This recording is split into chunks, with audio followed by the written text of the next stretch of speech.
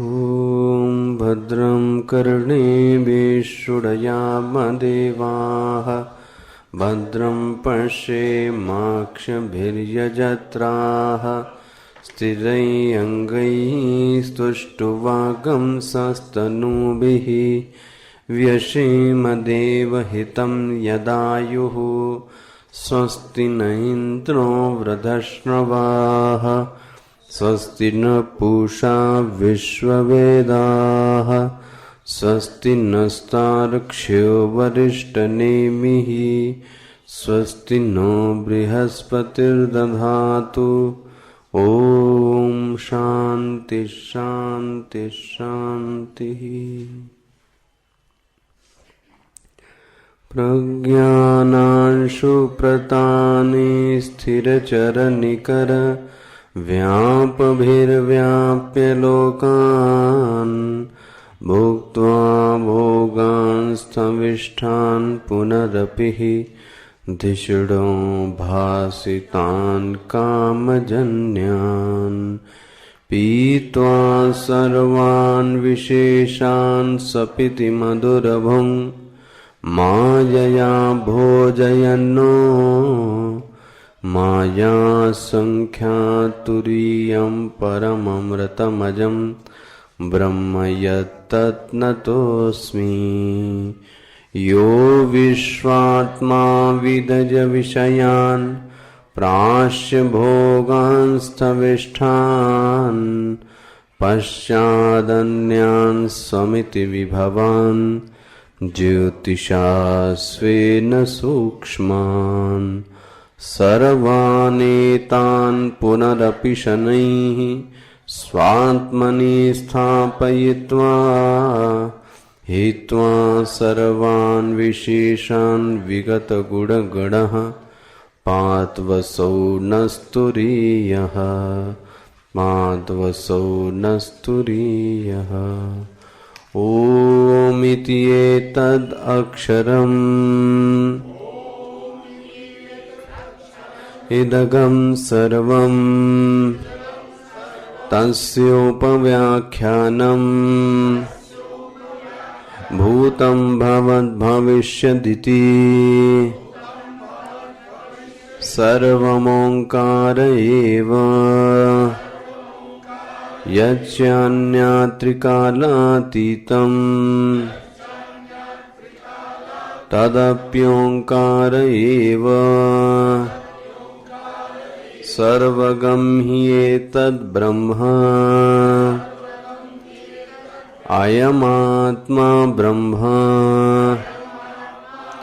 सोऽयमात्मा चतुष्पात् जागरितस्थानो बहिष्प्रज्ञः सप्तांग एकोनविंशतिमुखः स्थूलभुग्वैश्वानरः प्रथमपादः स्वप्नस्थानो अन्तःप्रज्ञः सप्तांग एकोनविंशतिमुखः प्रविविक्तभुक्ततैजसो द्वितीयपादः यत्र सुप्तो न कञ्चन कामं कामयते न कञ्चन स्वप्नं पश्यति तत्सुषुप्तं सुषुप्तस्थान एकीभूतः प्रज्ञानघन एवानन्दमयो आनन्दभुक चेतोमुखः प्राज्ञा तृतीयपादः एष सर्वेश्वर एष सर्वज्ञ एषोऽन्तर्यामी एष योनिः सर्वस्य प्रभवाप्ययो हि भूतानाम् एष सर्वेश्वर एष सर्वज्ञ एषोऽन्तर्यामी एष योनिः सर्वस्य प्रभवाप्ययो हि भूतानाम्।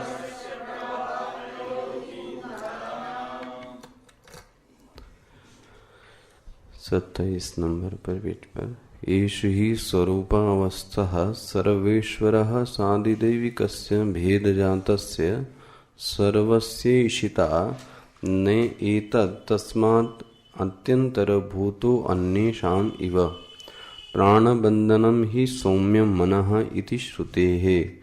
अयमेव हि सर्वस्य सर्वभेदावस्थो ज्ञातिरेष सर्वज्ञ ईशोऽन्तर्यामी अंतर्यामीन्तरनुप्रविश्य सर्वेषां भूतानां नियन्ता अपि एष एव अतः एव यथोक्तं सभेदं जगत्प्रसूयत इति एष योनिः सर्वस्य यतः एव प्रभवश्च अप्ययश्च प्रभवाप्ययो हि भूतानाम् एव। अत्र एतस्मिन् यथोक्ते अर्थे एते श्लोकाः भवन्ति। क्योंकि चेतन में प्रज्ञा विवर्त है, इस पर दृष्टि दृढ़ता से होनी चाहिए। फिर प्रज्ञा ही अंतःकरण है, प्रज्ञा ही इंद्रियां हैं। गोलकस्थ होकर के इंद्रियां हैं, ऐतरेय उपनिषद याद करो। और प्रज्ञा ही अभिमान है। प्रज्ञा से चेतन का जो अभिमान हो रहा है, अभिमान मने ममकार, मेरी प्रज्ञा, यह ममकारता भी प्रज्ञा रूप ही है, नहीं है? यह भी एक वृत्ति है, प्रत्यय है, तो ये भी मिथ्या है। ठीक, अभिमान का विषय दोनों आभास रूप है, विवर्त है। अंतःकरण ही विवर्त है। बस फिर व्यष्टि किधर है? व्यष्टि नहीं है तो समष्टि शब्द की कोई सार्थकता नहीं है।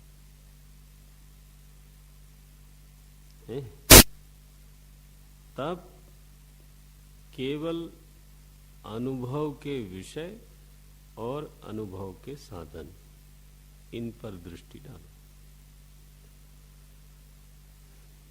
जितना सकल अनुभव है, अब हम कल्पना तो करेंगे नहीं, तो मेरा माने मुझे, मेरी जो समूची अनुभव राशि है वो त्रिविध है। स्थूल विषय का अनुभव, स्थूल भूख।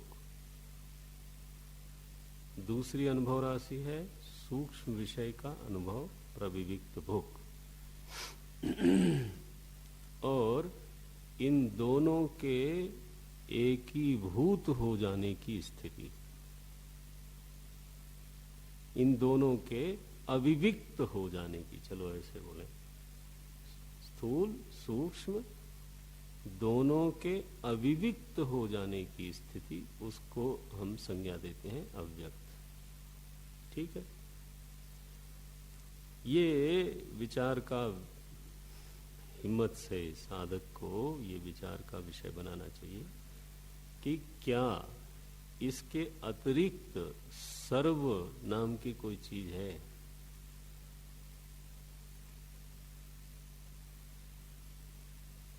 सर्व इसके बाहर क्या है? जागृत स्थान बहिष्प्रज्ञ सप्तांग एकोनविंशति मुख स्थूल भुक्। एक वो है अनुभव राशि, दूसरा है स्वप्न स्थान अंतःप्रज्ञ सप्तांग एकोनविंशति मुख प्रविविक्त भूख और एक है यहाँ आनंद भूख। अब आप विचार करके देखो कि अनुभव की समग्र राशि यही है। इसको काट के दिखाओ कोई।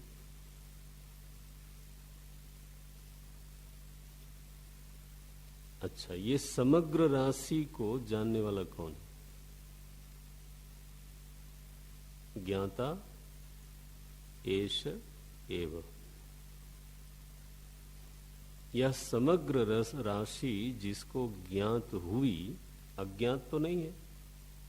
ये तो कोई नहीं बोल सकता ना कि जागृत स्थान में अज्ञात रहा, स्वप्न स्थान में ज्ञात हुआ। तो जिसको ज्ञात हुआ, क्या ज्ञात हुआ? सर्व। ध्यान रखना, अपनी पुरानी कल्पना को पहले एक तरफ फेंक दो। ये रहा सर्व शब्द का अर्थ।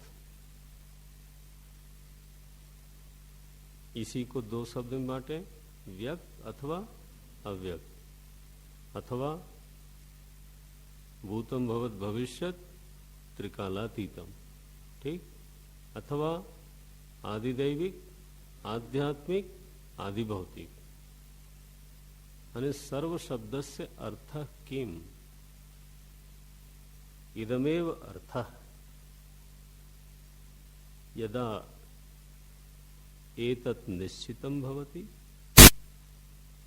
जब यह निश्चित हो जाता है कि सर्व माने ये, तो सर्वम यो जानाति स सर्वज्ञ। बस ये देखो क्या लिखते हैं भाष्यकार, अयमेव ही सर्वस्य सर्वभेदावस्था। सर्वभेदावस्था का अर्थ होता है, देखो क्या लिखते हैं, सर्वभेदावस्था,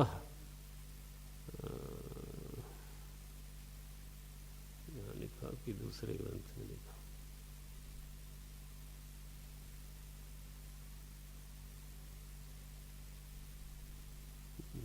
यहाँ नहीं है, यहाँ नहीं है, नहीं। हाँ, ये लिखते हैं आगे, यथोक्तम, यहां से देखना, यथोक्तम स्वप्न जागरित स्थान द्वय प्रविभक्तम इत्यर्थः सभेदम। सभेदम शब्द में सर्वभेदावस्था भी जोड़ सकते हैं। आध्यात्मिक, अधिदैव, अधिभूत भेद सहितमिति। लेकिन वहां भेदावस्थम शब्द से सभेदम, ये सभेदम शब्द का अर्थ है। भेदावस्था माने तीनों अवस्थानों में, ये भी कर सकते। माने सीधा अभिप्राय यह है कि आप ध्यान दें, समूचे अनुभव राशि को ही सर्व शब्द का अर्थ कहते हैं। और वो समूची की समूची अनुभव राशि जिसको हो रही है उसको वाजिबन, ठीक बोला मैंने तिवारी जी, वाजिबन ठीक बोला वाजिब तरीके से उसी को सर्वज्ञ शब्द बोला जा सकता है। इसलिए बोलते हैं सर्वज्ञ। आपको सर्वज्ञ शब्द में कोई इतना महिमा, यहां पर इतना महिमा करने की कोई आवश्यकता नहीं है, क्योंकि इससे असली चीज है चिन्ह मात्रा। सर्वज्ञ तो अवस्था सापेक्ष हुआ ना शब्द, अवस्था त्रय सापेक्ष बना। इस सापेक्ष से क्या लेना है? स्वरूपस्थ चिन्ह मात्र है वो असली चीज, उस पर दृष्टि रखो। ईशितव्य की दृष्टि से ईश्वर कहा जा रहा है उसको, और सर्वम की दृष्टि से उसको सर्वज्ञ कहा जा रहा है। वाह, अच्छा, एक बात और कहनी चाहिए मुझे, नहीं तो लगेगा कि नहीं बोला गया, मैंने नहीं बोला। आपको कैसे पता लगेगा कि मैंने क्या नहीं बोला? उपासना जब करता है भक्त, ज्ञान वाला कांड हो चुका, उपासना जब करता है भक्त तो उपासना करके, प्रार्थना करके अपने ज्ञातव्य विषय को जब वो जानना चाहता है तो बहुत बार उसको भीतर से वो ज्ञान मिलता है, उस विषय का मर्म उसको प्राप्त हो जाता है। वो ये नहीं कह सकता कि मैंने यह मर्म अनुमान प्रमाण के प्रयोग से प्राप्त किया है या किसी ग्रंथ में देख करके प्राप्त किया है। मैं इसको कभी ऐसे बोलता हूं उपासना के संदर्भ में कि प्रमाण का भरपूर प्रयोग और भरपूर अध्ययन केवल इस बात की गवाही है कि आप उस विषय के प्रति समर्पित हो। ठीक है, ऐसा बोलता हूं मैं। ध्यान रखना, उपासना के संदर्भ में ऐसा बोलना है हमारा, और यही सत्य है। कितना आदमी पढ़ता है, कितना प्रमाण प्रयोग करता है, कितनी चर्चा करता है, कितना मनन करता है, साइंस को लेके, कला को लेके, संगीत को लेकर के, माने जिस विषय का जो भक्त है, ये केवल इतनी गवाही दे देता है कि आप में लगन है, आप में अपने चुने हुए विषय के प्रति भक्ति है, बस। लेकिन जो मर्म खुलता है वो अध्ययन और प्रमाण प्रयोग से नहीं खुलता। वो भक्त को लगता है कि मुझे भीतर से प्रकाश हो गया, ये चीज ऐसी है, ये चीज ऐसी है। अच्छा, ये शब्द तो लिखा था लेकिन इसका ये अर्थ होता है। फिर दिखता है, अरे यार टीका में भी कुछ ऐसा लिखा है इसका, मैं देखो मेरा कभी ध्यान ही नहीं गया। देखो, माने वो शब्द रहते हैं, अपने को बंद करके रखते हैं। भीतर कभी प्रकाश होता है तब लगता है लिखा तो ऐसा भी है, देखो मैं तो कई बार पढ़ चुका, यही तो लिखा है। तो क्या हुआ, जो प्रकाश हुआ वो श्रुति सम्मत भी दिखाई देने लगता है। तो वो कल्पना नहीं रह जाती बल्कि प्रमाण सिद्ध हो जाती है। लेकिन वह श्रुति से नहीं मिला था, ऐसा उपासक को लगता है। उस शब्द वहां से नहीं मिला, कुछ भीतर से मिल गया। आप समझ रहे हो मैं क्या बोल रहा हूं? आता है, समझ में आता है? तो इस अनुभूति को लेकर के भक्त ये वचन बोल सकता है कि जिस अंतर्यामी से मुझे हर विषय का मर्म मिलता है, मेरी अपनी अनुभूति के आधार पर मुझे ऐसा लगता है कि उसको, अब उसको देखो परोक्ष रहेगा, इसमें झगड़ा मत करना,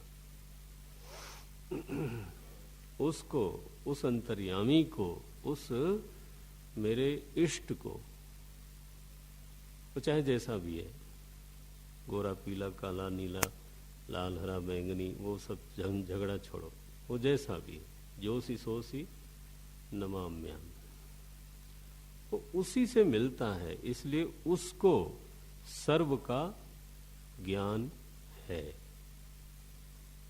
क्यों? क्योंकि उसी से हर अंतःकरण को सर्व का मर्म पता चलता है। माने एक साइंटिस्ट को भी मर्म वहीं से मिलता है, ये बात।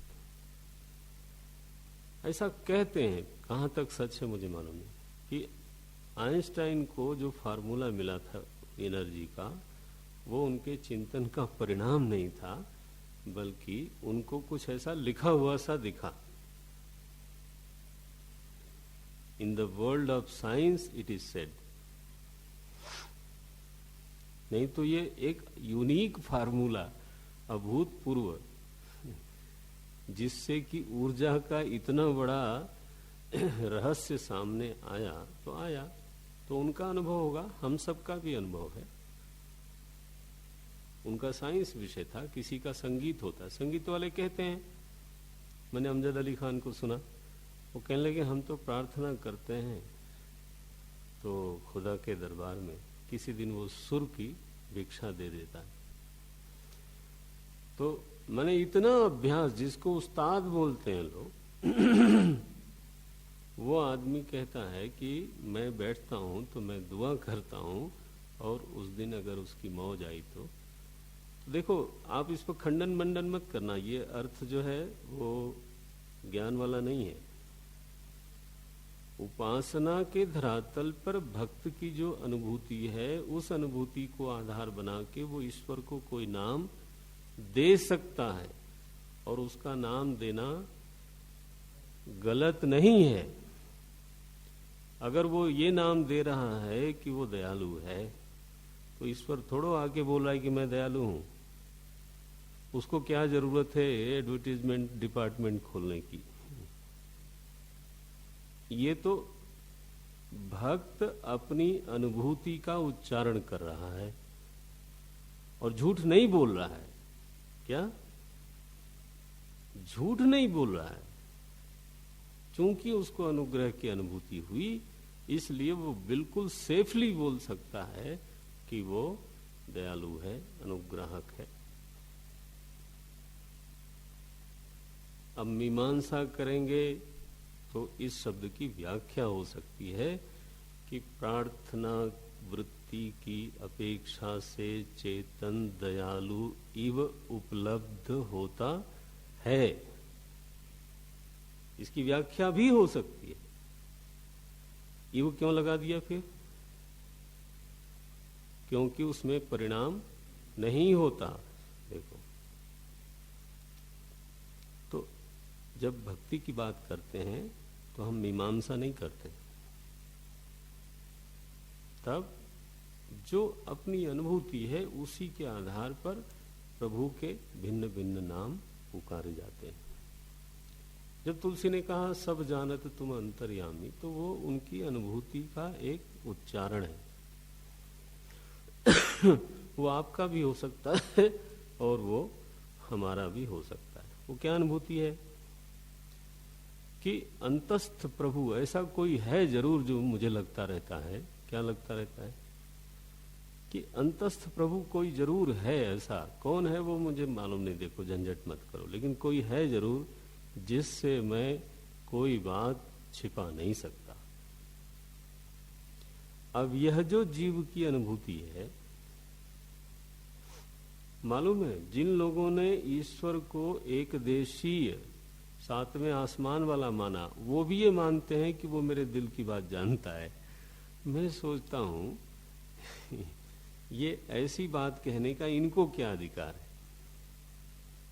जब तुम केवल तटस्थ ईश्वर मानते हो, तो वहां आसमान में टंगते हुए कैसे बात, तुम्हारे दिल की बात कैसे जानेगा? इसका मतलब तुम्हें वहां मानना पड़ेगा। लेकिन नहीं, दोनों बात माननी है। अपनी अनुभूति का तिरस्कार तो जब तक जीव सत्य है तब तक वो अपनी ही अनुभूति का तिरस्कार कैसे करेगा? तो अब सर्वज्ञता का लक्षण यहां क्या बनेगा? समस्त ज्ञान का स्रोत मालूम पड़ने के कारण, सर्वम जानाति नहीं, क्या? समस्त ज्ञान का उद्गम स्रोत मालूम पड़ने के कारण परोक्षतया चेत अज्ञात दशा में हाँ चलो ऐसे बोलते हैं, है? अविद्या काल में, अज्ञात दशा में रहते हुए चेतन को हम सर्वज्ञ नाम से हैं पुकारते हैं। क्यों? हेतु क्या दोगे? सर्वज्ञान स्रोतत्वात्। सर्वम जानाति तस्मात् नहीं, बल्कि सर्वज्ञान स्रोतत्वात्, उद्गम स्थानत्वात् एवं प्रतिभाति।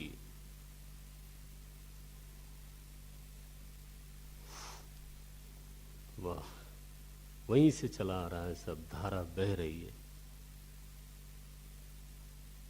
परमहंस जी को उनके वचनामृत में हमने पढ़ा, कहीं ऐसा उद्गार किया उन्होंने, मालूम नहीं कहाँ से सब, वो तो पढ़े लिखे ज्यादा नहीं थे, तो प्रश्नकर्ता लोग आते थे तो उनका उत्तर देते चले जाते थे। तो बोले कि पता नहीं कहाँ से सब चला आ रहा है। तो जहां से चला आ रहा है वह स्रोत अज्ञान तो नहीं माना जाएगा ना। कम से कम इतना तो अनुमान कर ही सकते हैं कि जहां से ज्ञान की धारा निर्झरित हो रही है, उसको अज्ञान तो मत मानो कम से कम। तो एतद दृष्टया अपि चेतन सर्वज्ञ शब्द भाक भवति। हाँ, एक ही बार क्या क्या दोहराया जाए, जरा शब्द बदल के बोलते हैं। सर्वज्ञ शब्द भाक भवति, सर्वज्ञ शब्द का पात्र बन जाता है। इति अलम, इतना ठीक है सर्वज्ञ शब्द पर, ये कल छूटा हुआ था, ठीक है। उसके बड़े प्रचंड कारण थे छोड़ने के निवार्य कारण नहीं था, इसलिए छूट गया, दिल महसूस के रह गया कि एक दिन हमारा पूरा का पूरा जो है ये चला गया फालतू में। क्या कारण था? बोले शाल नहीं थी हमारे शरीर पर इसलिए वो हुआ। anyway, अब आते हैं, एक और शब्द लेंगे आज, अंतर्यामी। तीसरी संज्ञा है एषोन्तर्यामी, यही अंतर्यामी है। अच्छा, क्या मतलब है? अनुप्रविश्य सर्वेषां भूतानां नियंता अपि एषः एव। फिर से अवधारणा की है। अवधारणा करने का अर्थ क्या होता है कि बुद्धि किसी जात्यंतर की कल्पना में फंसी न रह जाए। है समझ में? क्योंकि अभ्यास बहुत है ना, मैंने पहले से सुना, बचपन से सुना, कभी इतनी श्रद्धा की चाहे न की, आपको मालूम है ये अनजाने में भी बहुत सारी बातें रहती हैं। जब कोई उससे हट के बात बोलता है तब वो खड़ी होती है। अगर मैं आपको कहूं आप पशु हो, ऐसे थोड़ा आप बोलते रहते हो मैं मनुष्य हूं, लेकिन कदाचित अगर कोई बगल वाला बोल दे कि पशु, राम राम राम, आपकी श्रद्धा महाराज बिल्कुल अंगड़ाई लेके उड़ जाएगी। किसमें? मनुष्यत्व में। ऐसे ही जब ईश्वर को लेके चलते हैं, हम कोई बहुत बड़े हम लोग श्रद्धालु भगत नहीं है, ये तो ऐसा ही है कहने के लिए।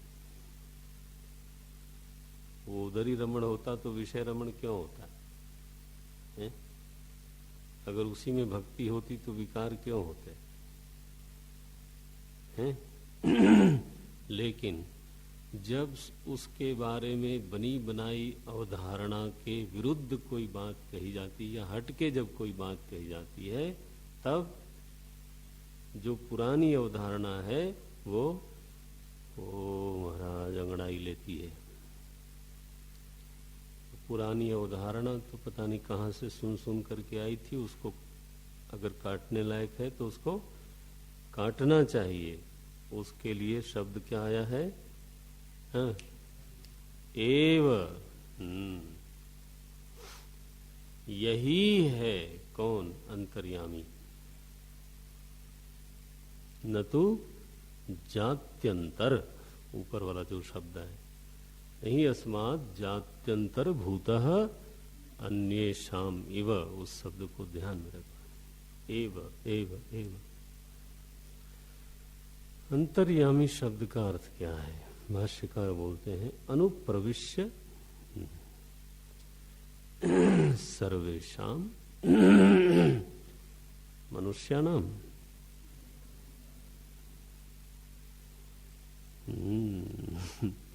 पश्वादीनाम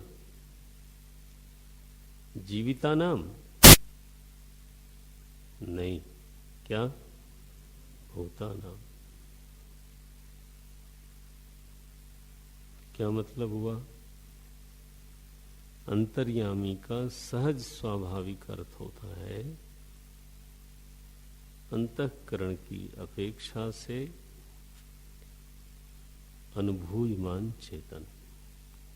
वो क्या है कि अंतःकरण को यह अनुभूति होती रहती है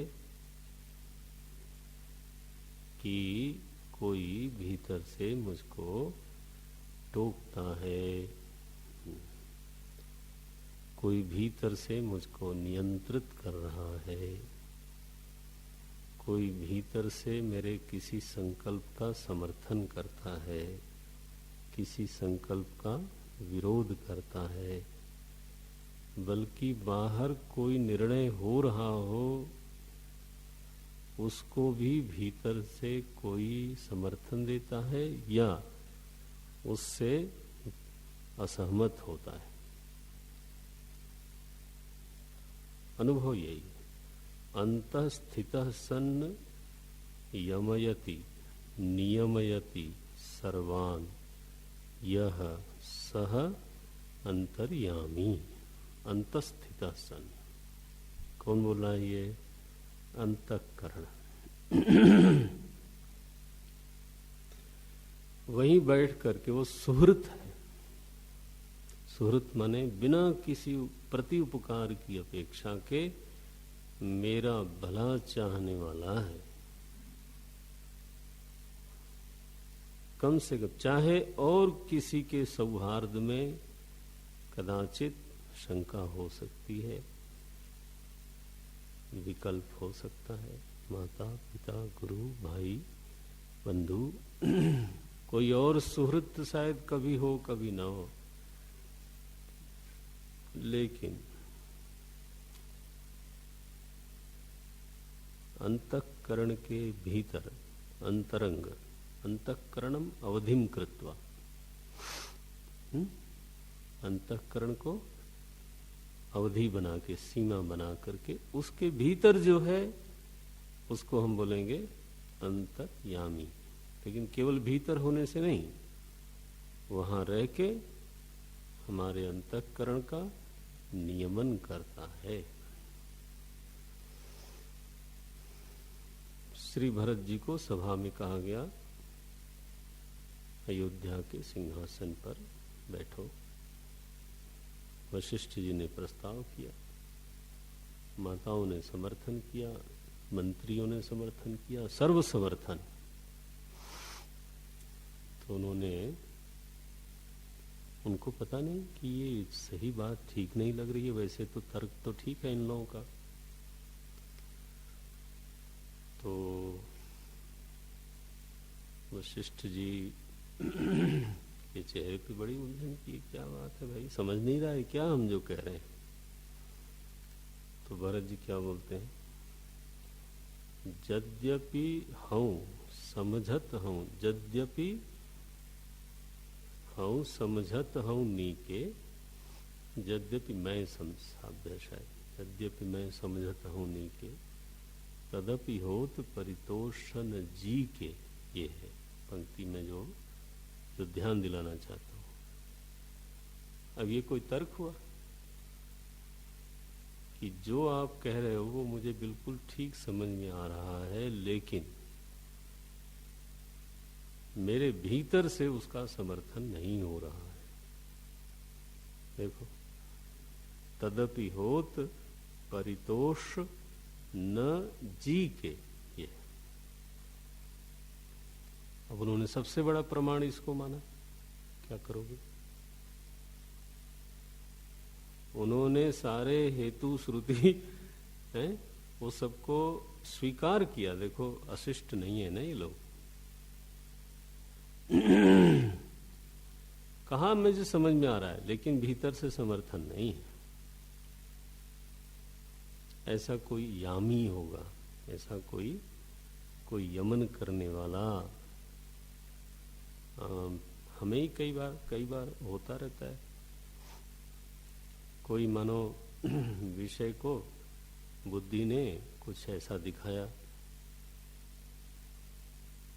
तो उस समय युक्ति विरोध न देखते हुए भी, समझना, उस समय युक्ति विरोध न देखते हुए भी उसको मैं स्वीकार नहीं कर पाता, क्योंकि लगता नहीं कि भीतर वाला इसका समर्थन करता है। तो वेट करो, होल्ड पे रखो। तो उसमें अगर कोई कमी रह गई होगी तो वो आ जाएगी सामने, तब समर्थन होगा। या फिर उसमें जो दोष होगा ना, युक्ति दोष, वो सामने आ जाएगी थोड़ी देर में, तब उसका त्याग हो जाएगा। नहीं, वह भी एक बहुत बड़ा प्रमाण है। आज ही मनुस्मृति में ये श्लोक आया सामने कि धर्म में क्या प्रमाण है। 4 प्रमाण उन्होंने दिया: श्रुति, स्मृति, सदाचारः, आत्मनः प्रियम। ऐसे चौथा ये दिया उन्होंने, है? हाँ हाँ हाँ, स्वस्तिर है, स्वस्थ्य, स्वस्य, तो उच्चारण सा, स्वस्य, हाँ, स्वस्य च प्रियमात्मना। श्रुति, स्मृति, सदाचार, हाँ, श्रुति स्मृति सदाचार, स्वस्य हाँ, स्वस्य च प्रियमात्मना। ये देखो, 4 प्रमाण दे दिया धर्म के विषय में। क्या जबरदस्त बात है। श्रुति के अनुकूल अंश में स्मृति, फिर वृद्ध व्यवहार। सदाचार माने, ध्यान रखना, सदाचार शब्द का अर्थ ये है, पीछे से जो एक मर्यादा चली रही है समाज की, सदाचार की एक प्रतिष्ठा भी होती है। जब हम बोलते हैं हमारे समाज में ये होता है ना, वो भी एक प्रमाण है। लेकिन चौथा प्रमाण जो बताया है वो है अपने आत्मदेव का समर्थन। स्वस्य च प्रियमात्मना। ठीक है, बिल्कुल आया। अब ये जो बात आई है उसका नाम, वो पहचान है किसकी? अंतर्यामी। क्योंकि यमन क्रिया तस्मिन आरोप्यते। ध्यान रखना, वो शुद्ध चेतन है, उसमें कोई क्रिया व्रिया नहीं होती।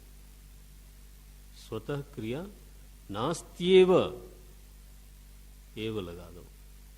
किंतु उतना ही सत्य ये है कि अंतःकरण की अगर अनुभूति ये हो रही है, अंतःकरण की अपेक्षा बनी हुई है, तो अंतर्यामी जरूर है।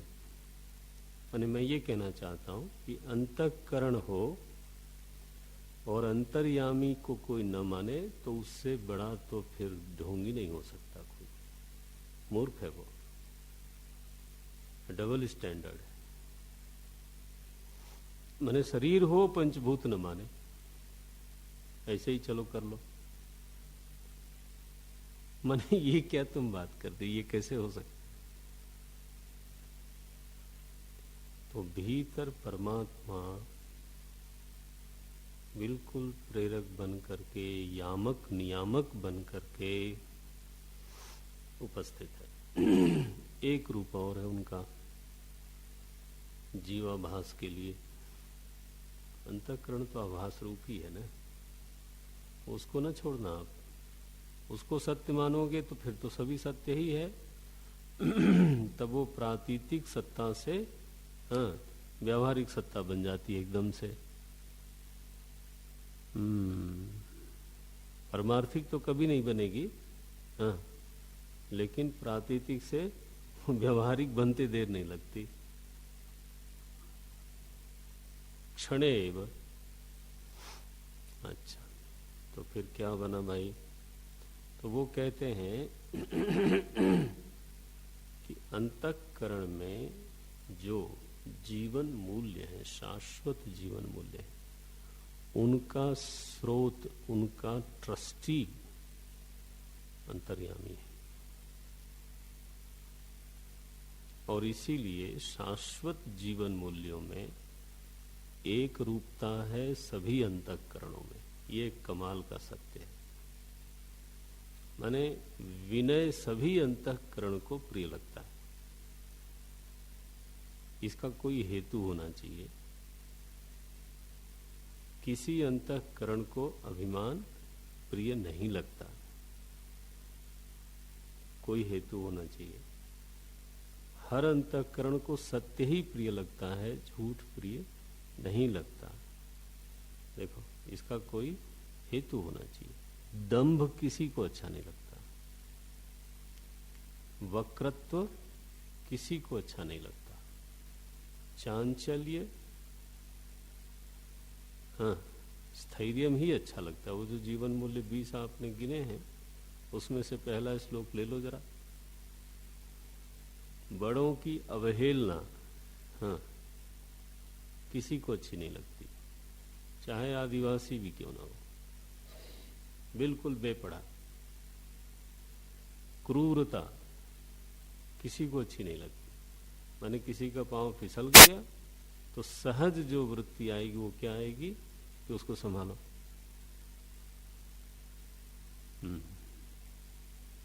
किसकी?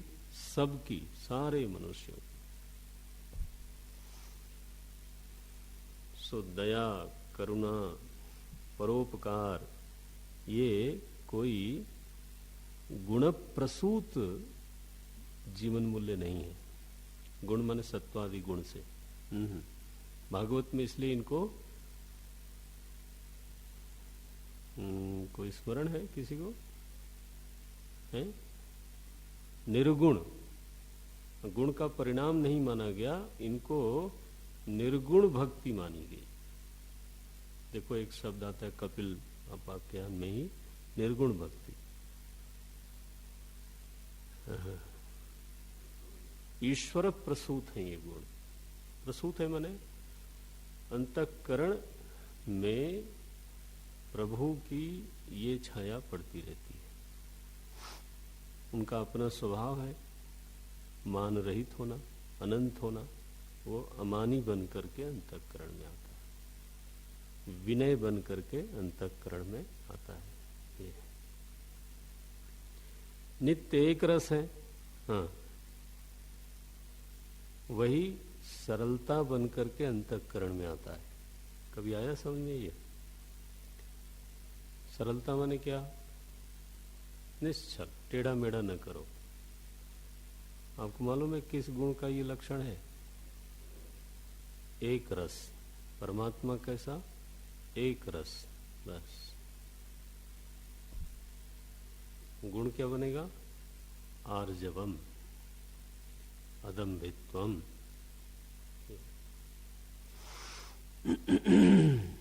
हमने बोला था ये पढ़ाते समय बोला। तो अंतर्यामी क्या है? अंतर्यामी शब्द ट्रस्टी है। किसका? शाश्वत जीवन मूल्यों का। इसलिए उसको बोलते हैं धर्मस्य गोप्ता। शाश्वत धर्म गोप्ता, शाश्वत धर्म का वो गोप्ता माने रक्षक। शाश्वत धर्म क्या हो गए? यही ये अंतःकरण में हो गए तो फिर वही आचरण में आएंगे। इसलिए धर्मनाश कभी नहीं होता, और यही सनातन धर्म है, ध्यान रखना। तो शाश्वत जीवन मूल्य है वही धारण करने वाले हैं, और वही सनातन है। क्यों सनातन है? क्योंकि उनका स्रोत चेतन है। तो किताब में लिखा हुआ श्लोक सनातन धर्म नहीं है।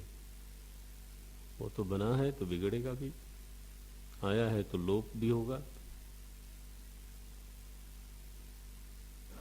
ऐसा शाश्वत धर्म गोप्ता।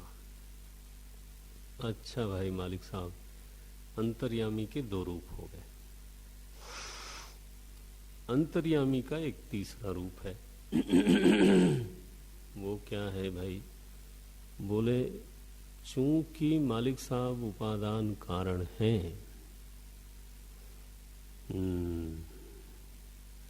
इसीलिए समस्त भूतों में अनुप्रविष्ट है। अब अंतःकरण की अपेक्षा हटा रहा हूं मैं। अभी तक जो दोनों बातें कही थी वो अंतःकरण सापेक्ष अंतर्यामी की व्याख्या थी।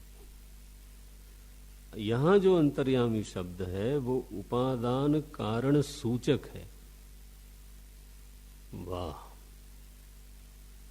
तो निमित्त कारण वालों को तो उड़ाया यहां पर है, क्योंकि अनुप्रविश्य, देखो कैसा भाष्य लिखते, अंतर्यामी अंतः अनुप्रविश्य, किसके? सर्वेषाम भूतानाम, माने पृथ्वी में भी अनुप्रविष्ट है, वायु में भी, जल में भी, अग्नि में भी, आकाश में भी। तो कथम अनुप्रविष्ट? सत्ता रूपेण उपादानत्वात्, भाति रूपेण उपादानत्वात्, प्रियता रूपेण उपादानत्वात्। तो कथम यमयति? ये तो अनुप्रविश्य हो गया। उपादान होने के कारण कार्य में अनुप्रविश्य है, इसलिए अंतर शब्द की व्याख्या तो हो गई। यामी शब्द की क्या व्याख्या है? कि सभी भूतों में सत्ता अस्थि भांति प्रिय रूप से विद्यमान हो करके मानो कि वो उस भूत के स्वभाव का परिरक्षण करता है, उस भूत के स्वभाव का नियमन करता है। जैसे अग्नि में अस्थि भांति प्रिय के रूप में उपस्थित होकर के मानो उष्णता का नियमन करता है, परिरक्षण करता है। उष्णता किसका स्वभाव है? अग्नि का। बिना अस्थि के नष्ट हो जाएगी वो। ये देखो आया। सर्वभूतानाम का अर्थ का अंतःकरण नहीं, क्या शब्द है? सर्वभूतानाम।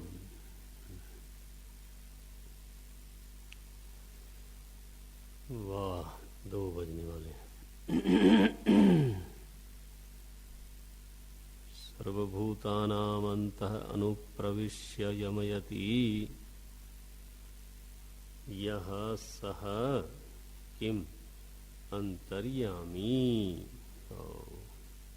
ये प्राज्ञ को अंतर्यामी कैसे कहते हैं? बोले वो सारे भूत अव्यक्त भाव में गए हुए हैं,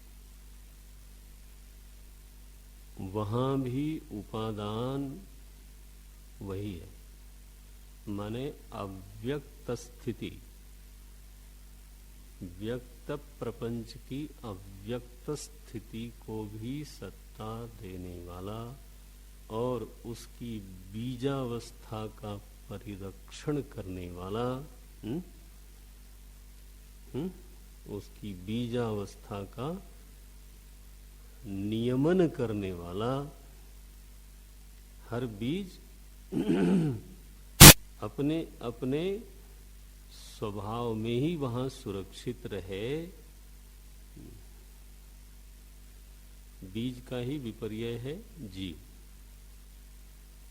हाँ, ने बहुत थोड़ा सा खींच खांच करना पड़ जाता है, थोड़ा सा। बीज, ब ई ज, उल्टा करो, ज ई ब, जीव। ठीक है। ब जो है बोलते हैं महाराज जी की अर्थ है, बोले ब की प्रधानता से, माने जड़ की प्रधानता से संस्कार विशिष्ट पंचमहाभूत बीज है, और चेतन की प्रधानता से संस्कार विशिष्ट चेतन जीव है।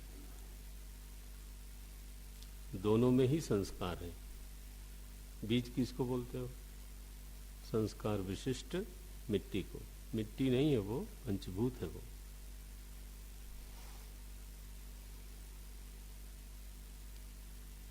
ये थोड़ा इधर उधर की बात है, लेकिन ध्यान रखना, जीव के वैशिष्ट को और बीज के वैशिष्ट को अव्यक्त काल में यमन करने वाला कौन है? वही जिस पर वो टिके हैं, वही जिसमें वो लीन है, वही जिनका, वही जो इनका आश्रय है, अधिष्ठान है। कहाँ जाके सृष्टि सोई? चेतन में। वो चेतन ही इनके समस्त वैशिष्ट्यों का नियमन करता हुआ इनको सत्ता देता है। जब ऐसा कहा जाएगा तब उसका नाम पड़ेगा अंतर्यामी। तो अंतर्यामी की फिर 3 व्याख्या होगी। ठीक है।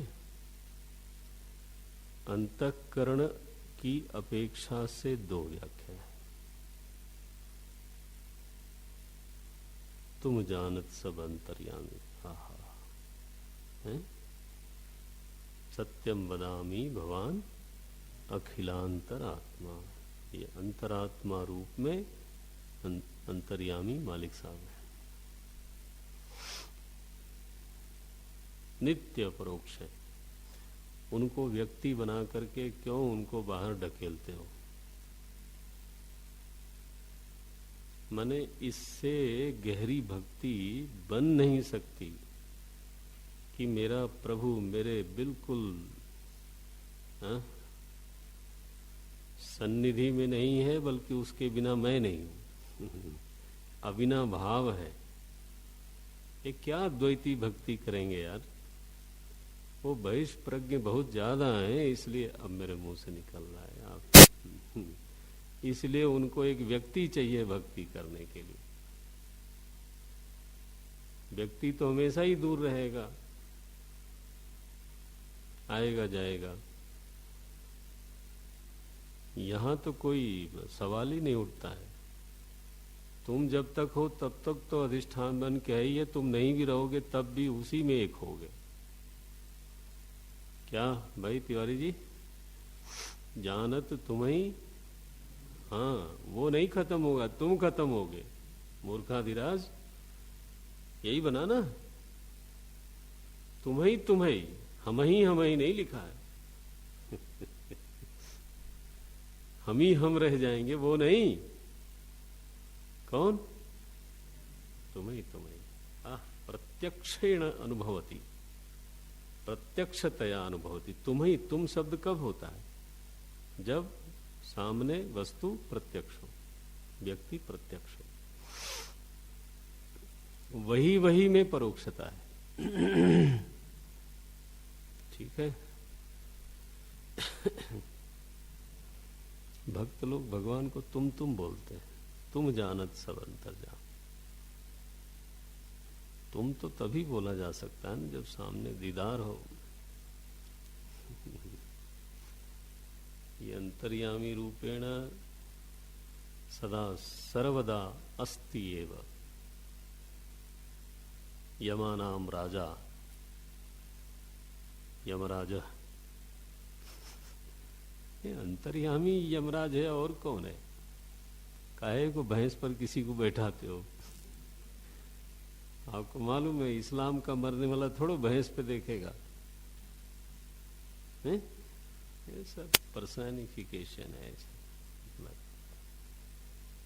मंद बुद्धि के लिए ठीक है। तो अंतःकरण सापेक्ष, फिर भूत सापेक्ष, सब में प्रविष्ट है, जड़ में भी, जीव में भी, अजीव में भी, निर्जीव में भी, सजीव में भी, इसलिए अंतर्यामी है। एषो अंतर्यामी। ओ हो अब आए महाराज। चूंकि वो अंतर्यामी हैं, अतएव इसीलिए एष योनि सर्वस्य। ध्यान रखो, जो सब में अनुगत है वही उपादान है।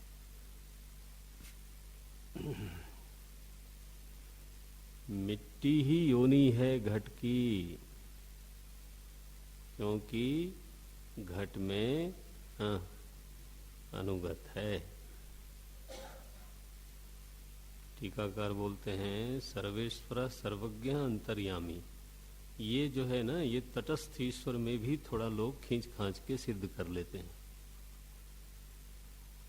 तीन जो संज्ञाएं हैं देखो कैसे बोलते हैं। उक्त विशेषण त्रयम,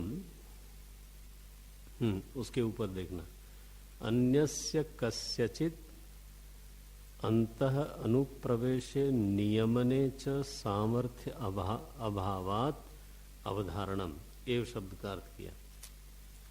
कोई और मुझ में प्रविष्ट होकर के नियमन करे, यह किसी की सामर्थ्य नहीं है सिवाय आत्मचेतन के। इसलिए एव, एषो अंतर्यामी, भाष्यकार लिखते हैं नियंता अपि एषः एषः एव। हाँ, तो ये तो अवधारणा का अर्थ हो गया। अब आगे बोलते हैं। ये बहुत बढ़िया विचार उठाया है टीकाकार ने। यथोक्तम स्वप्न जागरित स्थान द्वय, नहीं सॉरी, ऊपर आता है अन्य अवधारणम उक्त विशेषण त्रयम हेतुम कृत्वा प्रकृतस्य प्राज्ञस्य सर्व जगत कारणत्वम विशेषणांतरम आह अतः एव। यथोक्तम स्वप्न जागृत स्थान द्वय प्रविभक्तम इत्यर्थः। सभेदम आध्यात्मिक अध्यात्म अधिदैव अधिभूत भेद सहितम इति यावत्। निमित्त कारणत्वम, ये पंक्ति है। निमित्त कारणत्व नियमे अपि, यानी जिन लोगों ने ईश्वर को केवल निमित्त कारण माना है, उन लोगों की मान्यता में भी प्राचीनी विशेषणानि निर्वहंती।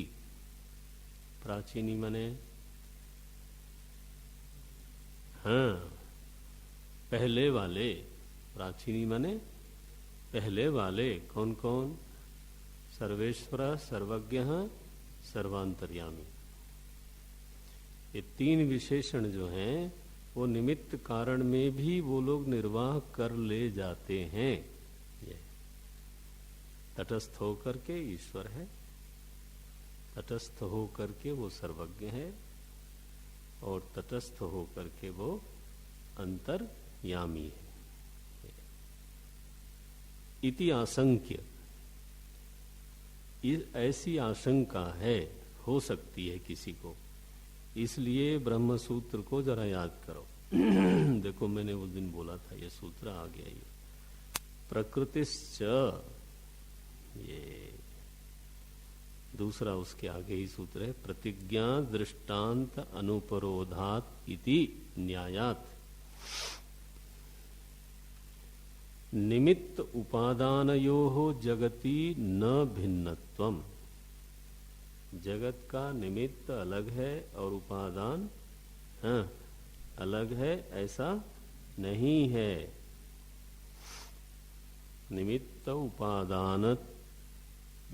उपादानयोः जगति न भिन्नत्वम इति एवं नियमतः सिद्धम अतः विशेषणांतरम इति आह यतः इति। यतः एवं प्रभवस्य अव्ययस्य। अब जरा टिप्पणी पढ़ देते हैं। क्या पढ़ देते हैं? क्योंकि वो सूत्र का इन्होंने थोड़ा सा विवरण कर दिया है, इसलिए पढ़ लेना चाहिए। दूसरे नंबर की टिप्पणी है, प्रकृतिश्च ईश्वरः प्रकृति उपादानम च अनिमित्तम अपि एवं अभ्युपगते च सति एकस्मिन् विज्ञाते सर्वं विज्ञातम भवति इति प्रतिज्ञा। देखो ये प्रतिज्ञा बनाई। फिर मृदादि दृष्टान्तयोः अनुपरोधः, अनुपरोधः माने अविरोधः स्यात्। जब प्रकृति भी ब्रह्म ही है, माने जिस प्रकृति को सुना जाता है उपादान कारण के रूप में, वह प्रकृति भी है ब्रह्म ही है, ऐसा जब कहा गया। ईश्वरः प्रकृति ही, प्रकृति माने उपादानम च, माने जो अनिमित्तम है, निमित्त कारण नहीं है बल्कि उपादान कारण है, वह भी ईश्वर ही है। एवं अभ्युपगते सति, ऐसा स्वीकार करने पर ही यह प्रतिज्ञा सफल होगी। कौन सी? एकस्मिन् विज्ञाते सर्वमिदं विज्ञातम भवति इति, यह है प्रतिज्ञा। और दृष्टांत क्या है? मृदादि। ये वो आगे बोलते हैं, नहीं निमित्त कारण अवगमे कार्य अवगमः। प्रतिज्ञा भंग हो रही है। अगर कोई केवल निमित्त कारण मानेगा तो श्रुति की प्रतिज्ञा भंग हो गई कि एक के ज्ञान से सर्व का ज्ञान।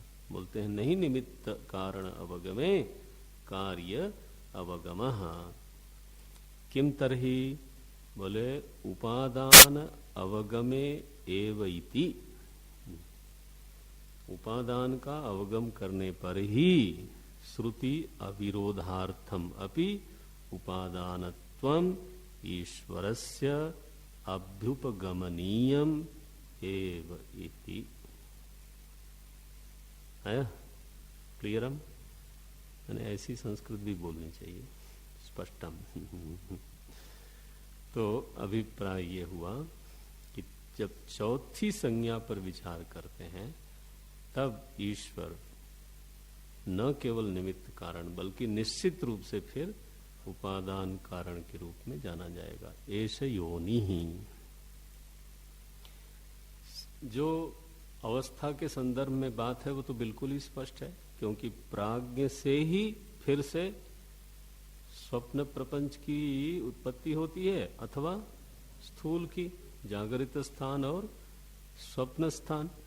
तो योनि तो कौन बना? प्राज्ञ बना। ये दूसरी दृष्टि से अव्यक्त चेतन में ही है, उसी की सत्ता से सत्तावान हो रहा है, उसी अव्यक्त में से व्यक्त पैदा होता है। प्रकृति ही सूयते। किम सूयते? सचराचरम। तो योनि का, योनि प्रकृति। लेकिन प्रकृति कैसी? मेरा उसके साथ अविनाभाव है, मया प्रकृति। तो योनि कौन बना? मैं बना, और कौन बना? वैसे साक्षात मैं योनि नहीं हूं, साक्षात प्रकृति है। ये मयाध्यक्षेण प्रकृति ही सूयते, अथवा दोनों प्रकृतियों को जोड़ करके भगवान कहते हैं एतद योनीनि भूतानि सर्वाणि इति उपधारय। ये दोनों प्रकृतियों को, जीव अजीव माने परा और अपरा प्रकृति। तो योनि या तो प्रकृति को भगवान बोल रहे हैं या दोनों प्रकृतियों को बोल रहे हैं। लेकिन ध्यान रखना, उसके निचला ही श्लोक है अहम कृष्णस्य जगतः प्रभवः, क्योंकि प्रकृति मुझ में है। इसलिए सही ये है कि मैं जगत का प्रभव स्थान हूं, मैं ही जगत का प्रलय स्थान हूं। ये अगली संज्ञाएं ये हैं दोनों। योनि कहने के बाद भगवान माने श्रुति बोलती है प्रभवाप्ययौश्च भूतानाम जगत प्रसूयते इति एष योनि सर्वस्य यतः एवं, चूंकि ऐसा है इसलिए प्रभवश्च अप्ययश्च भूतानाम एष एव इसलिए भूतों का प्रभव स्थान और अप्यय स्थान यही है। अच्छा, ये प्रभव स्थान, प्रभव शब्द कैसे बनाया?